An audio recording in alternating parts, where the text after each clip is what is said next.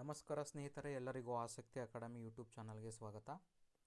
So ಈ ವಿಡಿಯೋದಲ್ಲಿ ನಾವು ತಮ್ನೈನಲ್ಲಿ ನೋಡಿದ ಹಾಗೆ KCET 2026ಅಲ್ಲಿ ಗೆಸ್ ಆಪ್ಷನ್ಸನ್ನು ಗೆಸ್ ಮಾಡೋದು ಯಾವ ರೀತಿಯಾಗಿ ಅನ್ನೋದನ್ನು ನೋಡೋಣ. ಅದಕ್ಕೂ ಮುಂಚೆ ನನ್ನ ಚಾನಲ್ಗೆ ನೀವು ಹೊಸಬರಾಗಿದ್ದರೆ ದಯವಿಟ್ಟು ನನ್ನ ಚಾನಲನ್ನು ಸಬ್ಸ್ಕ್ರೈಬ್ ಮಾಡ್ಕೊಳ್ಳಿ, ಹಾಗೆ ವಿಡಿಯೋ ಲೈಕ್ ಮಾಡಿ, ಎಲ್ಲರಿಗೂ ಶೇರ್ ಮಾಡಿ.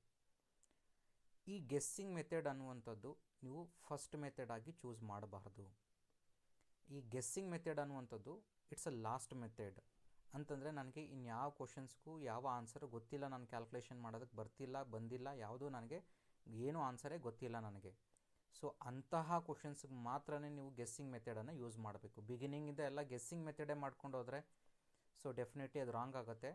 ಸೊ ಇದು ನೀವು ಗೆಸ್ಸಿಂಗ್ ಮೆಥಡ್ ಅನ್ನುವಂಥದ್ದು it should be last method for any competitive exam, CETನಲ್ಲಾಗಲಿ, ನೀಟಲ್ಲಾಗಲಿ, JEನಲ್ಲಾಗಲಿ. ಸೊ ಏನಿದು ಗೆಸ್ಸಿಂಗ್ ಮೆಥಡ್ ಅಂತಂದರೆ ಕೆಲವೊಂದು ಟ್ರಿಕ್ಸನ್ನು ಅಪ್ಲೈ ಮಾಡಿಕೊಂಡು ನೀವು ಆಪ್ಷನ್ಸನ್ನು ಫೈಂಡ್ ಔಟ್ ಮಾಡೋದು. ಸೊ ಟ್ರಿಕ್ಸ್ ಅಷ್ಟೇ ಇದು, but this is not the shortcut method to find out the answer. ಇದು ಶಾರ್ಟ್ಕಟ್ ಮೆಥಡ್ ಅಲ್ಲ, ಇದು ಗೆಸ್ಸಿಂಗ್ ಮೆಥಡ್. ಯಾವ ರೀತಿಯಾಗಿ ಸಿಂಪಲ್ ಟ್ರಿಕ್ಸ್ ಇದ್ದಾವೆ ಆ ಟ್ರಿಕ್ಸನ್ನು ಯೂಸ್ ಮಾಡಿಕೊಂಡು ನೀವು ಆ ಆಪ್ಷನ್ಸನ್ನು ಫೈಂಡ್ ಔಟ್ ಮಾಡ್ಬೋದು ಅಂತ ಗೆಸ್ ಮಾಡೋದು. ಇದು ಫೈನಲ್ ಆಪ್ಷನ್. ನಾನು ಮತ್ತೆ ಹೇಳ್ತಿದ್ದೀನಿ, ನಾನು ಹೇಳ್ಕೊಡುವಂಥ ಮೆಥಡನ್ನು ನಾವು ಬಿಗಿನಿಂಗಲ್ಲೇ ಫಸ್ಟ್ ಕ್ವಶನಿಂದ ಎಲ್ಲ ಕ್ವಶನ್ಗಳಿಗೂ ಅಪ್ಲೈ ಮಾಡಬಾರ್ದು.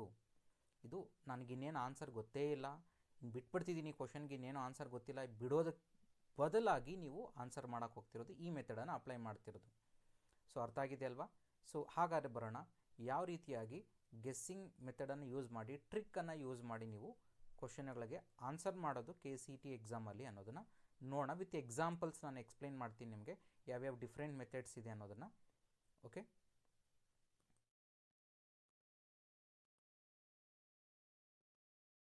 ಸೊ ಫಸ್ಟ್ ಬರೋಣ ಮೆಥಡ್ 1. ಸೊ ಏನಿದು ಮೆಥಡ್ 1 ಅಂತಂದರೆ, ಸೊ ಈಗ ನಿಮಗೆ ಇಲ್ಲಿ ಡಿಫ್ರೆಂಟ್ ಆಪ್ಷನ್ಸ್ ಇದೆ ವಿತ್ ಡಿಫ್ರೆಂಟ್ ಎಕ್ಸ್ಪೋನೆಂಟ್ಸ್, ಅಂದರೆ 10 ಪವರ್ಸ್ ಇದೆ.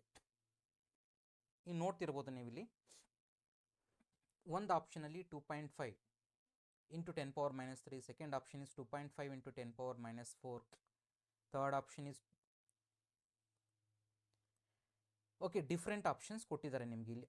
ಈ ಆಪ್ಷನ್ಸನ್ನು ನೀವು ಅಬ್ಸರ್ವ್ ಮಾಡಿದ್ರೆ ಸೊ ಆಲ್ಮೋಸ್ಟ್ 3 ಆಪ್ಷನ್ಸಲ್ಲಿ ದೆರ್ ಈಸ್ ಅ 2.5, 2.5, 2.5. ಇನ್ನು ಒಂದು ಆಪ್ಷನಲ್ಲಿ 5.0 ಇದೆ ಅಲ್ವಾ? ಸೊ ಅಂದರೆ ಇದರಿಂದ ನಿಮಗೆ ನಾನು ಹೇಳ್ತಿರೋದು ಗೆಸ್ ಮಾಡುವಂಥದ್ದು. ಸೊ ಫಸ್ಟ್ ಏನಿರುತ್ತೆ 2.5 ಇದೆ ಅಂತ. ಹಾಗಾದರೆ ಎಕ್ಸ್ಪೋನೆಂಟ್ ಯಾವ ಥರ ಇಲ್ಲಿ ನೋಡಿ, ಡಿಫ್ರೆಂಟ್ ಏನು ಆಪ್ಷನ್ ಕೊಟ್ಟಿದ್ದಾನೆ ಆ ಎಕ್ಸ್ಪೋನೆಂಟ್ ಎಷ್ಟಿದೆ ಇಲ್ಲಿ ನಿಮಗೆ, ಇಟ್ಸ್ ಅ 10 ಪವರ್ ಮೈನಸ್ 3 ಇದೆಯಲ್ವಾ ಡಿಫ್ರೆಂಟ್ ಆಪ್ಷನಲ್ಲಿ. ಸೊ 2.5, 2.5, 2.5 3 ಆಪ್ಷನ್ಸಲ್ಲಿ ಸೇಮ್ ಇದೆ. ಸೊ ನಿಮಗೆ ಡಿಫ್ರೆಂಟ್ ಆಪ್ಷನ್ನಲ್ಲಿ ನಿಮಗೆ ಸೊ 10 ಪವರ್ ಏನಿದೆ, ಸೊ 10 ಪವರ್ ಮೈನಸ್ 3 ಇದೆ. ಸೊ ಇಲ್ಲಿ ನಿಮಗೆ 2.5 into 10 power minus 3, 2.5 minus 4, 2.5 into 10 power minus 6 ಅಲ್ಲಿ 2.5 ಸೇಮ್ ಇದೆ. ಸೊ ಡಿಫ್ರೆಂಟ್ ಆಪ್ಷನಲ್ಲಿ ನಿಮಗೆ ಎಕ್ಸ್ಪೋನೆಂಟ್ ಎಷ್ಟಿದೆ, 10 ಪವರ್ ಮೈನಸ್ 3. ಅಂದರೆ ನಿಮ್ಗೆ ಇಲ್ಲಿ ಟ್ರಿಕ್ ಏನಪ್ಪ ಇದು ಅಂತಂದರೆ, ನಾನು ಒಂದು ಪಾಸಿಬಿಲಿಟಿ ನಾನು ನಿಮ್ಗೆ ಏನು ಹೇಳ್ತಿರೋದು ಅಂದರೆ, ಸೊ ಅವನು 2.5 ಬರೋ ಥರ ಇರುತ್ತೆ, ಹಾಗಾದರೆ 10 ಪವರ್ ಚೇಂಜ್ ಆಗಿರುತ್ತೆ. 10 ಪವರ್ ಚೇಂಜ್ ಯಾವ ಥರ ಅಂತಂದರೆ, ಲೈಕ್ ನೀವು ನೋಡ್ಬೋದು ಡಿಫ್ರೆಂಟ್ ಆಪ್ಷನಲ್ಲಿ ಇದೆಯಲ್ವಾ 10 ಪವರ್ ಮೈನಸ್ 3. ಸೊ ಅದೇ ಪವರ್ ಇರುವಂಥ ಆಪ್ಷನ್ ಯಾವುದಿದೆ, so that is option 1. So ಈ ರೀತಿಯಾಗಿ ಇದೊಂದು ಟ್ರಿಕ್ಕನ್ನು ಅಪ್ಲೈ ಮಾಡಿ ನೀವು ಈ ಥರದ ಕ್ವಶನ್ಸ್ಗಳನ್ನು ನೀವು ಗೆಸ್ಸಿಂಗ್ ಮೆಥಡಲ್ಲಿ ನೀವು ಸಾಲ್ವ್ ಮಾಡ್ಬೋದು. ಗೆಸ್ಸಿಂಗ್ ಮೆಥಡಲ್ಲಿ ಇದನ್ನು ಫಸ್ಟ್ ಮೆಥಡ್ ಆಗಿ ಟ್ರೀಟ್ ಮಾಡಬೇಡಿ, ನಾನು ಹೇಳ್ತಿರೋದನ್ನು ಅರ್ಥ ಮಾಡ್ಕೊಳ್ಳಿ. This should be the last method for your answering the questions. Okay, this should not be the first method. ನನಗೆ ಇನ್ನೇನು ಗೊತ್ತೇ ಇಲ್ಲ ಆನ್ಸರ್ ಇದನ್ನು, ನಾನು ಬಿಟ್ಬಿಡ್ತೀನಿ ಕ್ವಶನ್ ಅನ್ನುವಂಥ ಟೈಮಲ್ಲಿ ನೀವು ಈ ಥರ ಗೆಸ್ಸಿಂಗ್ ಮೆಥಡನ್ನು ಅಪ್ಲೈ ಮಾಡಬೇಕಾಗತ್ತೆ. ನೆಕ್ಸ್ಟ್ ಬರೋಣ second type of the questions. So ನೀವು ನೋಡ್ಬೋದು ಆಪ್ಷನ್ಸಲ್ಲಿ ನಿಮಗೆ 1.2, 7, 7.5, 13. ಈಗ ನಿಮಗೆ ಈ ಆಪ್ಷನ್ಸಲ್ಲಿ ಅಂದರೆ ನಿಮ್ಮ ಆನ್ಸರ್ ಇದರ ಅರ್ಥ ಏನು ಅಂದರೆ ಈ ಕ್ವಶನ್ಗೆ ನಿಮಗೆ ಆಪ್ಷನ್ಸ್ ಈ ಥರ ಇರಬೇಕಾದ್ರೆ ಸೊ ನೀವೇನು ಮಾಡ್ಬೋದು ಅಂತಂದರೆ ಕ್ಲೋಸ್ ಆನ್ಸರ್ಸ್ ನೋಡಿ, ಕ್ಲೋಸ್ ಆನ್ಸರ್ಸಲ್ಲಿ 7, 7.5 ಅಂದರೆ ಇವೆರಡರಲ್ಲಿ ಯಾವ್ದಾದ್ರು ಒಂದು ಆಪ್ಷನನ್ನು ನೀವು ತೊಗೋಬೋದು. ಸೊ ರಿಸ್ಕನ್ನು ತೊಗೋಬೋದು ಇವೆರಡರಲ್ಲಿ ಯಾವ್ದಾದ್ರು ಒಂದು ಆಪ್ಷನ್ ಅಂತ. ಸೊ ನೀವು ಯಾಕೆಂತಂದರೆ ನಿಮಗೆ ವೇರಿಯೇಷನ್ ನೋಡಿ ತುಂಬ ಕ್ಲೋಸಾಗಿ ಕೊಟ್ಟಿದ್ದಾನೆ ಅಂದರೆ ಮೀನಿಂಗು ಸೊ ಅವೆರಡರಲ್ಲಿ ಯಾವುದೋ ಒಂದು ಆನ್ಸರ್ ಇರಬಹುದು ಅನ್ನುವಂಥ ಟ್ರಿಕ್ ಇದು. So it's a closer answers. So ಎರಡರಲ್ಲಿ ಯಾವ್ದಾದ್ರು ಒಂದು ನೀವು ಆಪ್ಷನ್ನ ಚೂಸ್ ಮಾಡಿಕೊಂಡು ರಿಸ್ಕನ್ನು ತೊಗೋಬಹುದು. ಇದು second type of the guessing type next ಈಗ ಥರ್ಡ್ ಮೆಥಡ್ಗೆ ಬರೋಣ.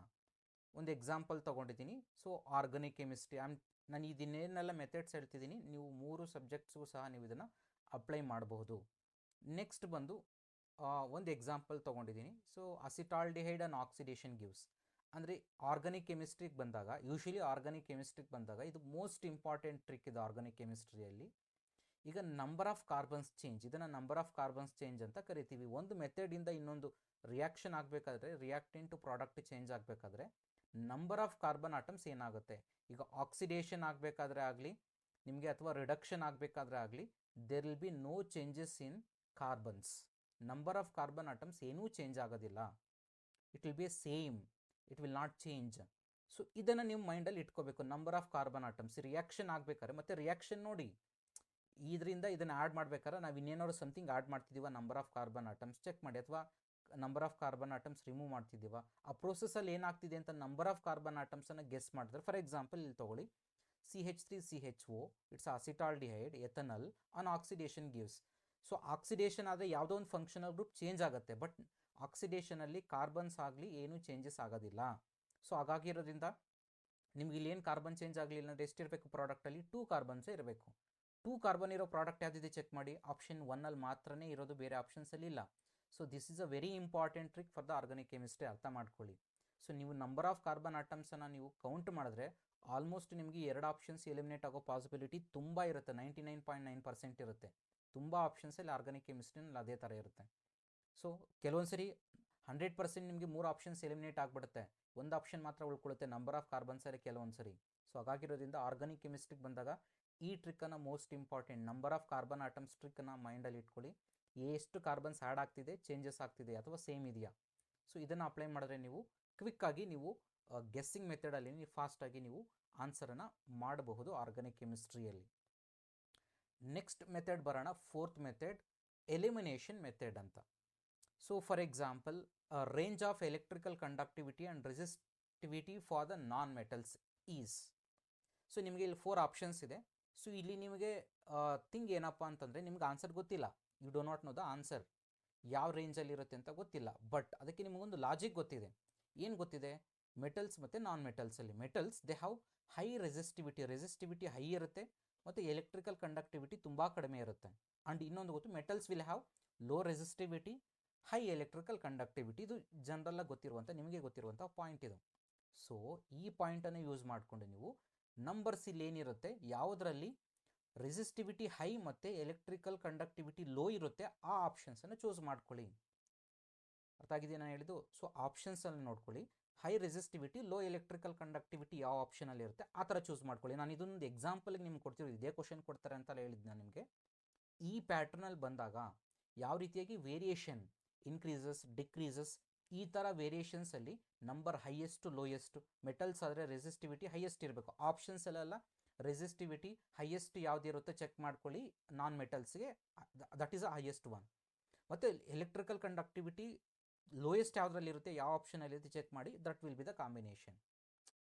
ಸೊ ನೀವು ಈ ರೀತಿಯಾಗಿ ಡೈರೆಕ್ಟ್ಲಿ ಇನ್ವರ್ಸ್ಲಿ ಪ್ರಪೋರ್ಷನಲ್ ಅನ್ನೋ ಕಾನ್ಸೆಪ್ಟ್ಸನ್ನು ಯೂಸ್ ಮಾಡಿಕೊಂಡು ಕ್ವಿಕ್ಕಾಗಿ ನೀವು ಫಾಸ್ಟಾಗಿ ಗೆಸ್ಸನ್ನು ಮಾಡಿಕೊಂಡು ಆನ್ಸರನ್ನು ಫಾಸ್ಟಾಗಿ ಫೈಂಡ್ ಔಟ್ ಮಾಡಿ. ನಿಮ್ಗೆ ಆನ್ಸರ್ ಗೊತ್ತಿಲ್ಲ, ನಿಮಗೆ ಎಲೆಕ್ಟ್ರಿಕಲ್ ಕಂಡಕ್ಟಿವಿಟಿ ಮತ್ತು ರೆಸಿಸ್ಟಿವಿಟಿ ಎಷ್ಟಿದೆ, metals non metals semi conductors, ನಿಮಗೆ you do not know the answer, but find out ಮಾಡಬೇಕಾದ್ರೆ ಸೊ ಈ ಥರ ಗೆಸ್ ಮಾಡಿ ನೀವು ಮೆಥಡ್ಸನ್ನು ಯೂಸ್ ಮಾಡಿಕೊಂಡು, ಇದಕ್ಕೆ ಒಂದೇ ಕಾನ್ಸೆಪ್ಟ್ ಅಲ್ಲ, ಡೈರೆಕ್ಟ್ಲಿ ಇನ್ವರ್ಸ್ಲಿ ಪ್ರಪೋರ್ಷನಲ್ ಅನ್ನೋ ಕಾನ್ಸೆಪ್ಟ್ಗಳಿಗೆ ತುಂಬ ಬೆಟರಾಗಿ ನೀವು ಇದನ್ನು ಎಲಿಮಿನೇಷನ್ ಟೆಕ್ನಿಕನ್ನು ಯೂಸ್ ಮಾಡ್ಕೋಬಹುದು. ನೆಕ್ಸ್ಟ್ ಒಂದು ಬರೋಣ, it's a method 5, it's a guessing method 5. So 0 ಇಂದ ಆಪ್ಷನ್, ಮೆಜಾರಿಟಿ ಆಪ್ಷನ್ಗಳಲ್ಲಿ ನಿಮಗೆ ನಾನು ಹೇಳ್ತಿರೋದು ಮತ್ತೆ ಹೇಳ್ತಿದ್ದೀನಿ, ನಿಮಗೆ ಆನ್ಸರ್ ಗೊತ್ತಿಲ್ಲದ ಪಕ್ಷದಲ್ಲಿ ಲಾಸ್ಟಲ್ಲಿ ನೀವೇನು ಮಾಡಬೇಕು, ಗೆಸ್ ಮಾಡಬೇಕು. 0 ಏನಾರು ಆಪ್ಷನಲ್ಲಿದ್ದರೆ ಅದನ್ನು ಮಾರ್ಕ್ ಮಾಡಿಬಿಡಿ. ಮೆಜಾರಿಟಿ ನಿಮಗೆ ಆ ಥರದ ಕ್ವಶನ್ಸ್ಗಳಿಗೆ 0 ಆಪ್ಷನ್ಸ್ ತುಂಬ ಇರುತ್ತೆ. ಹಾಗಾಗಿರೋದ್ರಿಂದ when there is a 0 in the option, so you can mark the option whichever 0 is present in that option. Okay, so ಇದು ನಿಮಗೆ ಮೆಥಡ್ 5 ಇದು ಗೆಸ್ಸಿಂಗ್ ಮೆಥಡ್ ಇದು. ನೆಕ್ಸ್ಟ್ ಮೆಥಡ್ 6 ಬರೋಣ, ಯೂನಿಟ್ ಮೆಥಡ್. ಈಗ ಯೂನಿಟ್ ಮೆಥಡಲ್ಲಿ ಬಂದಾಗ ನಿಮಗೆ ಯೂನಿಟ್ಸ್ ಕೆಲವೊಂದು ಸರಿ ಏನು ನೋಡ್ಬೋದು ನೀವು ಆಪ್ಷನ್ಸಲ್ಲಿ, ಎಲ್ಲದಕ್ಕೂ ಡಿಫ್ರೆಂಟ್ ಯೂನಿಟ್ಸ್ ಇದೆ. ಸೊ ನೀವು ಯೂನಿಟ್ಸನ್ನೇ ಗೆಸ್ ಮಾಡಿ ವಿತೌಟ್ ಡೂಯಿಂಗ್ ಕ್ಯಾಲ್ಕುಲೇಷನ್, ನೀವು ಯಾವುದೇ ಕ್ಯಾಲ್ಕುಲೇಷನ್ ಮಾಡ್ದೇನೆ ನೋಡ್ಬೋದು ಇಲ್ಲಿ ಸಿಂಪಲ್ಲಾಗಿ ಯಾವುದೇ ಕ್ಯಾಲ್ಕುಲೇಷನ್ ಬೇಕಾಗಿಲ್ಲ ನಿಮಗಿಲ್ಲಿ. ನಿಮಗೆ ಬೇಕಾಗಿರೋದೇನು ಯೂನಿಟ್. ಸೊ ಸ್ವಲ್ಪ ಯೂನಿಟ್ಸನ್ನು ಚೆಕ್ ಮಾಡ್ಕೊಳ್ಳಿ ಆಪ್ಷನ್ಸಲ್ಲಿ. ಸೊ ಯೂನಿಟ್ ಫಾರ್ ಎಕ್ಸಾಂಪಲ್ ಈಗ molar conductivity unit is what Simon centimetre square per mole. So option 1 mark ಆಗಿಬಿಡುತ್ತೆ ನಿಮಗೆ. ನೀವು ಕ್ಯಾಲ್ಕುಲೇಷನ್ ಮಾಡೋ ನೆಸೆಸಿಟಿನೇ ಇಲ್ಲ.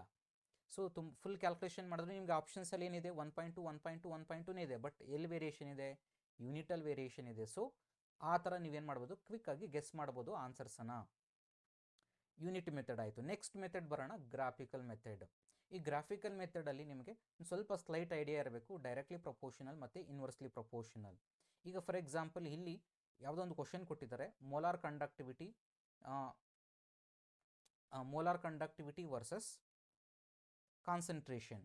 Molar conductivity versus concentration for the weak electrolyte ಅಂತ ಅನ್ಕೊಳ್ಳಿ. ಸೊ ಇಲ್ಲಿ ನೀವು ಆಪ್ಷನ್ಸ್ ನೋಡಿದ್ರೆ it's inversely proportional. Inversely proportional ಅಂದರೆ ಕಾನ್ಸಂಟ್ರೇಷನ್ ಇನ್ಕ್ರೀಸ್ ಆಗ್ತಾ ಹೋಗ್ತಾ ಇದ್ರೆ ಮೋಲಾರ್ ಕಂಡಕ್ಟಿವಿಟಿ ಕಡಿಮೆ ಆಗ್ತಾ ಹೋಗುತ್ತೆ. Okay, so this is what it's inversely proportional. Inversely proportional ಅಂತಂದರೆ ಗ್ರಾಫಿಕಲಲ್ಲಿ ಇನ್ವರ್ಸ್ಲಿ ಪ್ರಪೋರ್ಷನಲ್ ಯಾವುದಿದೆ ಇಲ್ಲಿ ಇರುವಂಥದ್ದು ಒಂದೇ option, that is option 2 is correct. ನೋಡಿ, ಇನ್ವರ್ಸ್ಲಿ ಅಂದರೆ ಡೌನ್ವರ್ಡ್ ಅಂತ, ಡೌನ್ವರ್ಡ್ ಗ್ರಾಫ್. ಯಾವುದರಲ್ಲಿ ಡೌನ್ವರ್ಡ್ ಗ್ರಾಫ್ ಇದೆ, ಸೆಕೆಂಡ್ ಆಪ್ಷನಲ್ಲಿ ಮಾತ್ರ ಡೌನ್ವರ್ಡ್ ಗ್ರಾಫ್ ಇದೆ. So option B is correct. ಇನ್ನೆಲ್ಲ ಏನಿದೆ, ಇಟ್ಸ್ ಇನ್ಕ್ರೀಸಸ್. ಕೆಲವೊಂದು ಸ್ಟ್ರೈಟ್ ಇದೆ, ಕೆಲವೊಂದು ಎಕ್ಸ್ಪೋನೆಂಟ್ ಇದೆ, but it's increases only. So second graph ಮಾತ್ರನೇ ನಮಗೆ ಇಲ್ಲಿ ಇನ್ವರ್ಸ್ಲಿ ಪ್ರಪೋರ್ಷನಲ್ ತೋರಿಸ್ತಾ ಇದೆ. ಸೊ ಈ ಥರ ನೀವು ಲಾಜಿಕ್ಸನ್ನು ಅಪ್ಲೈ ಮಾಡಿಕೊಂಡು ಕ್ವಿಕ್ಕಾಗಿ ನೀವು ಗೆಸ್ಸಿಂಗ್ ಮೆಥಡಲ್ಲಿ ಆನ್ಸರ್ ಮಾಡಬಹುದು. ನೆಕ್ಸ್ಟ್ ಮೆಥಡ್ ಬರೋಣ, it's a match the following method. So match the following ಮೆಥಡಲ್ಲಿ ನಿಮಗೆ ಕೆಲವೊಂದು ನಿಮಗೆ ಗೊತ್ತಿರಲ್ಲ ಆನ್ಸರ್. ನಾನು ಹೇಳ್ತಿರೋದು ಗೆಸ್ಸಿಂಗ್ ಮೆಥಡೇ ನಿಮ್ಗೆ ಏನೋ ಆನ್ಸರ್ ಗೊತ್ತಿಲ್ಲ ಅಂತ ಮೀನಿಂಗು. ಸೊ ಏನು ಮಾಡಿ, ಆ ಸಿಮಿಲರ್ ವರ್ಡ್ಸ್ ಇರುತ್ತೆ ನೋಡಿ ಕೆಲವೊಂದರಲ್ಲಿ. ಫಾರ್ ಎಕ್ಸಾಂಪಲ್ ನೋಡ್ಬೋದು ನೀವು, ಸಿಲಿಕಾ ಅಂತಂದರೆ ರಿಲೇಟೆಡ್ ಟು ಸಿಲಿಕಾನ್ ಥರ ಇದೆಯಲ್ವಾ, ಆ ರಿಲೇಟೆಡ್ ವರ್ಡ್ ಎಲ್ಲಿದೆ ಆಪ್ಷನ್ಸಲ್ಲಿ ನೋಡಿ, ದಟ್ ಈಸ್ ಸಿಲಿಕಾ. ಬಿನಲ್ಲಿದೆ, ಬಿಗೆ ಮ್ಯಾಚ್ ಆಗ್ತಿದೆ. ಸೊ ಯಾವ ಆಪ್ಷನಲ್ಲಿ ಆ ಥರ ಮ್ಯಾಚ್ ಆಗ್ತಿದೆ ಚೆಕ್ ಮಾಡ್ಕೊಳ್ಳಿ, that will be the answer. So ಈ ಥರ ಸಿಂಪಲ್ ವರ್ಡ್ಸನ್ನು ನೀವು ಮ್ಯಾಚ್ ದ ಫಾಲೋಯಿಂಗಲ್ಲಿ, ಎಸ್ಪೆಷಲಿ ಮ್ಯಾಚ್ ದ ಫಾಲೋಯಿಂಗಲ್ಲಿ ಆ ವರ್ಡ್ಗೆ ರಿಲೇಟೆಡ್ ವರ್ಡ್ ಯಾವ್ದು ಕಾಣಿಸ್ತಿದೆ ನೋಡ್ಕೊಳ್ಳಿ, ಅಟ್ಲೀಸ್ಟ್ ನಿಮ್ಗೆ ಗೊತ್ತಾಗ್ತಿದ್ದ ಪಕ್ಷದಲ್ಲಿ. ಸೊ ನೀವು ಆ ಆಪ್ಷನ್ಸನ್ನು ನೀವು ಮಾರ್ಕ್ ಮಾಡ್ಕೊಳ್ಳೋಕ್ಕೆ ಒಂದು ಗೆಸ್ ಮಾಡ್ಬೋದು. ಲಾಸ್ಟ್ ಮೆಥಡ್ ಬರೋಣ, ಆಲ್ ಆಫ್ ದಿ ಎಬೋ ಮತ್ತು ನನ್ ಆಫ್ ದಿ ಎಬೋ. ಕೆಲವೊಂದು ಆಪ್ಷನ್ಗಳಲ್ಲಿ ನಿಮಗೆ ಆಲ್ ಆಫ್ ದಿ ಎಬೋ ಕೊಟ್ಟಿರ್ತಾರೆ. ನಾನು ಹೇಳ್ತಿರೋದು ಮತ್ತೆ ಹೇಳ್ತಿದ್ದೀನಿ, ಇದು ಗೆಸ್ಸಿಂಗ್ ಮೆಥಡ್, ನಿಮಗೇನು ಆನ್ಸರ್ ಗೊತ್ತಿಲ್ಲ. ಆಲ್ ಆಫ್ ದ ಎಬೋ ಯಾವ ಆಪ್ಷನ್ಸಲ್ಲಿ ಕೊಟ್ಟಿರ್ತಾರೆ, ಯೂಶಲಿ ಅದನ್ನು ಆಲ್ ಆಫ್ ದ ಎಬೋ ಅಂತ ಮಾರ್ಕ್ ಮಾಡಿ. ನಾನು ಮತ್ತೆ ಹೇಳ್ತಿದ್ದೀನಿ, ನಿಮಗೆ ಆನ್ಸರೇ ಗೊತ್ತಿಲ್ಲ ಆ ಪಕ್ಷದಲ್ಲಿ ಆಲ್ ಆಫ್ ದ ಎಬೋ ಇದ್ದರೆ ನಿಮಗೆ, ಸೊ ಅದನ್ನು ಚೂಸ್ ಮಾಡ್ಕೊಳ್ಳಿ, ಆಲ್ ಆಫ್ ದ ಎಬೋ ಅಂತ ಅಂದ್ಬಿಟ್ಟು. ಅರ್ಥ ಆಗಿದೆಯಲ್ವಾ? ಸೊ ಇವೆಲ್ಲ ನಿಮಗೆ ಟ್ರಿಕ್ಸ್ ಇವೆಲ್ಲನೂ. ಸೊ ಲಾಸ್ಟ್ ಮಿನಿಟಲ್ಲಿ ನಿಮಗೆ ಇನ್ನೇನು ಆನ್ಸರ್ಸ್ ಗೊತ್ತಿಲ್ಲ ಅನ್ನೋ ಟೈಮಲ್ಲಿ ನೀವು ಈ ಟ್ರಿಕ್ಸನ್ನು ಅಪ್ಲೈ ಮಾಡಿ ನೀವು ಕ್ವಶನ್ಸನ್ನು, ಆಪ್ಷನ್ಸನ್ನು ಮಾರ್ಕ್ ಮಾಡ್ಬೋದು. ಸೊ ಇಷ್ಟಾಯಿತು, ಯೂಸ್ ಆಗಿದೆ ಅಂದ್ಕೊಂಡಿರ್ತೀನಿ. ನೆಕ್ಸ್ಟ್ ವಿಡಿಯೋದಲ್ಲಿ ನಾನು ನಿಮಗೆ ಲಾಗ್ ಮತ್ತು ಆ್ಯಂಟಿ ಲಾಗನ್ನು, ಲಾಗ್ ಟೇಬಲ್ ನಿಮ್ಗೆ ಗೊತ್ತಿದೆ, ಕಾಂಪಿಟೇಟಿವ್ ಎಕ್ಸಾಮಿನೇಷನ್ಸಲ್ಲಿ ಲಾಗ್ ಟೇಬಲನ್ನು ಕೊಡೋದಿಲ್ಲ ನಿಮಗೆ, ಕ್ಯಾಲ್ಕುಲೇಟರ್ ಸಹ ಇರೋದಿಲ್ಲ. ಹಾಗಾದರೆ ಲಾಗ್ ಮತ್ತು ಆ್ಯಂಟಿ ಲಾಗ್ ವ್ಯಾಲ್ಯೂಸನ್ನು ಯಾವ ರೀತಿಯಾಗಿ ಕ್ಯಾಲ್ಕುಲೇಟ್ ಮಾಡ್ಬೋದು ವಿತೌಟ್ ಯೂಸಿಂಗ್ ಲಾಗ್ ಟೇಬಲ್ ಮತ್ತು ಕ್ಯಾಲ್ಕುಲೇಟರ್ ಮತ್ತು ಲಾಗ್ ಟೇಬಲ್ ಯೂಸ್ ಮಾಡದ ಹಾಗೆ ಕಾಂಪಿಟೇಟಿವ್ ಎಕ್ಸಾಮಲ್ಲಿ ಲಾಗ್ ವ್ಯಾಲ್ಯೂನ ಯಾವ ಥರ ತೊಗೊಳ್ಳೋದು, anti log values log value ಆದರೂ ಬೆಟರ್, ಆ್ಯಂಟಿ ಲಾಗ್ ವ್ಯಾಲ್ಯೂ ಯಾವ ಥರ ತೊಗೊಳ್ಳೋದು ಅನ್ನೋದನ್ನ ನೆಕ್ಸ್ಟ್ ವಿಡಿಯೋದಲ್ಲಿ ಎಕ್ಸ್ಪ್ಲೈನ್ ಮಾಡ್ತೀನಿ. Thank you all.